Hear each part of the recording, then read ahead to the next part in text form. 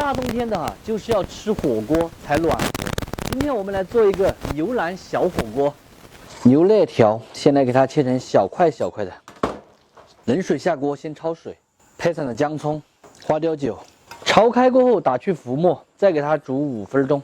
洗净过后放入高压锅里面，丢一点姜葱、花雕酒、干花椒。 盖上盖子，上气后用小火压18分钟。接下来我们打火锅的锅底，名扬火锅底料来上个半块，姜葱、醪汁儿，压牛肉的原汤给它倒进去。平时咱们吃火锅一定离不开一款好的火锅底料。今天我用的这一款呢，就是名扬的手工全能型高端火锅底料。吃火锅像我这样来上1包或者是半包，加水烧开过后就能煮出火锅底一模一样的味道了。平时炒菜烧菜切那么一小块进去整道菜它的香味和口感都会提升很多。冬天就是吃火锅的季节，火锅底料必不可少。喜欢我同款火锅底料的朋友，也视频下方链接去购买。现在正在搞活动，非常的划算，3包450克大方砖，微辣和特辣可以去组合选择，只要59块8海包邮，相当于1包20块钱都不到。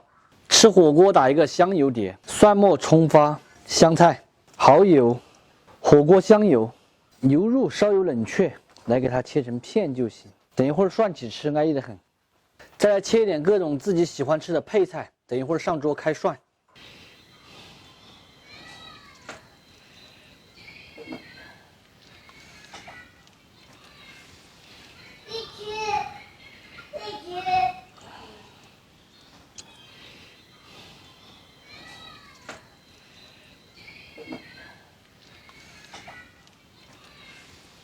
今天就边涮边吃这样子的话更加的暖和，更加的靠谱。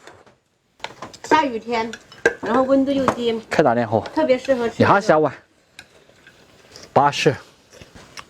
牛肉烫几下就可以吃了，它本来就是熟的，搭配一下这个香油碟，真叫一个爽歪歪。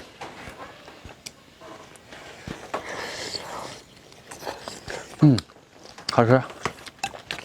是煮好了哇？你是煮好的啦。本来就是熟的，我就煮好了。我看你看一下，这就煮好了哇。牛肉我是用高压锅压熟的，涮一下就可以吃。